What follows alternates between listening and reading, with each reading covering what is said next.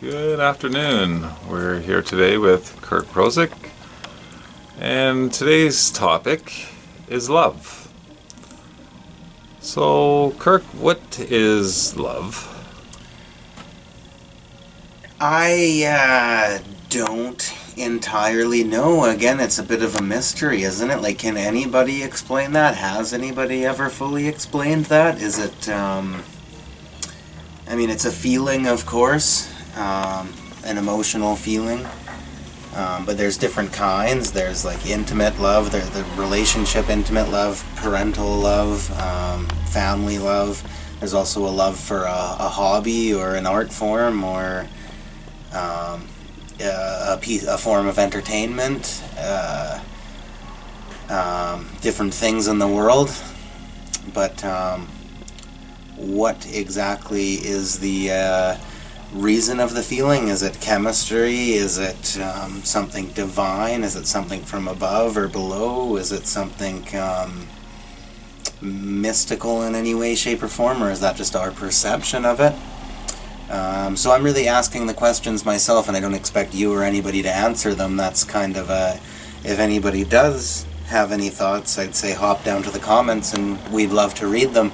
But my answer to your question would be another question saying, has anybody or can anybody answer that question, really, at the end of the day? Or at the end of the life, maybe they can. At the end of the day, can they? I don't know. Mm-hmm. Right? Yeah, for sure it's a tough one.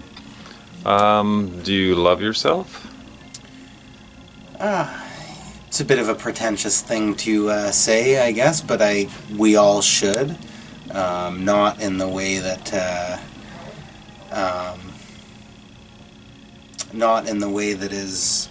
that was spoken about in my previous answer, but I love the feeling, I guess, of being oneself.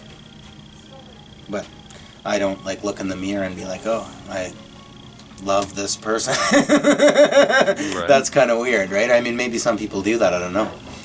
Right? Perhaps some people do.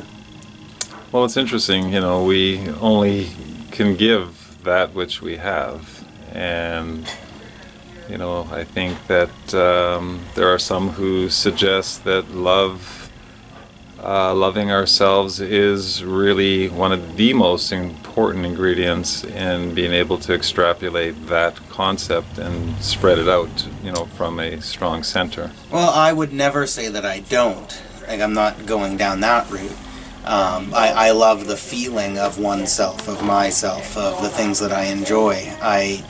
I love the feelings that come from things both inside and outside. So I think that's pretty much what loving yourself is. But it's also something that, when you ask that question, and other people again might be different, but I think most people would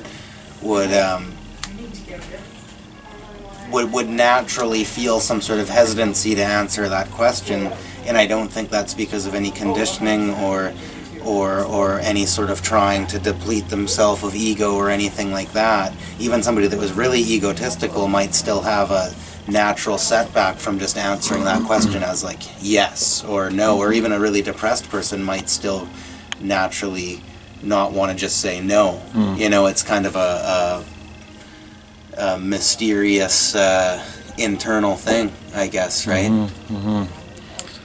Is the possibility of unconditional love something that exists in our world? I believe so, yes. I believe that the only unconditional love is parental love, though. I don't think that any other people or a person, a friend, or a person that you're in a relationship with or whatever, there's always something you can do that could make them not love you anymore, I think, anyway.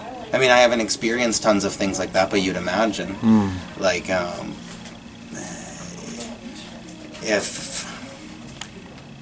If I held a gun at you, would you love me anymore? Right? So it's yeah, I don't know. And that's like a friendship love, right?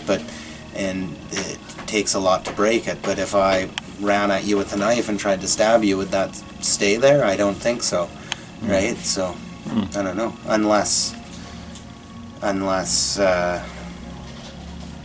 it got worked out somehow. You know, right? Hopefully, yeah. Cameraman down. Well, and that's a bit of a harsh statement, like we don't want to think of those things, but I'm just saying, if you think about it in real, skeptical, logical terms, would anybody still love somebody after that? Really, right?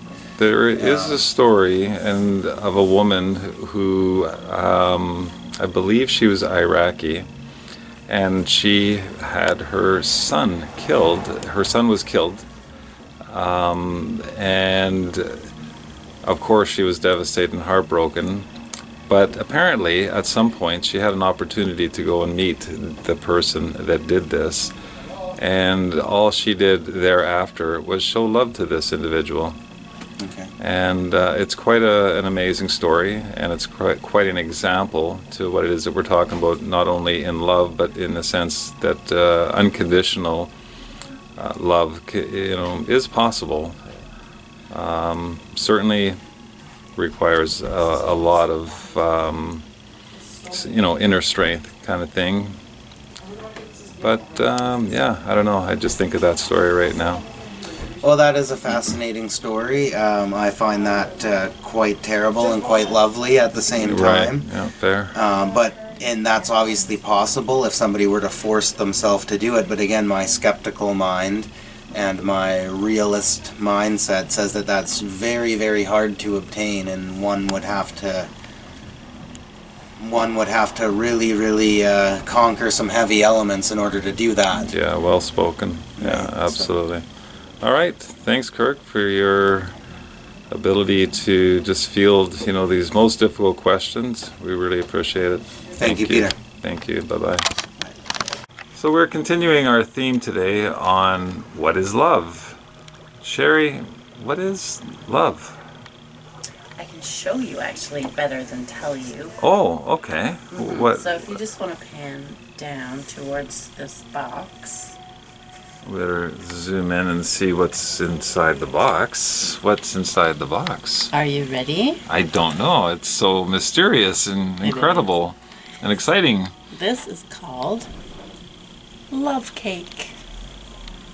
I think we may actually have a definitive answer as to what is love. That looks delicious, and we thank you for one of the most perfect answers that we have ever gotten, ever, on this Exploring Worlds topic. Wow! Sherry, in your experience, is there chocolate on any other planet? Yes. There is. Okay. It's in a faraway galaxy though. Okay.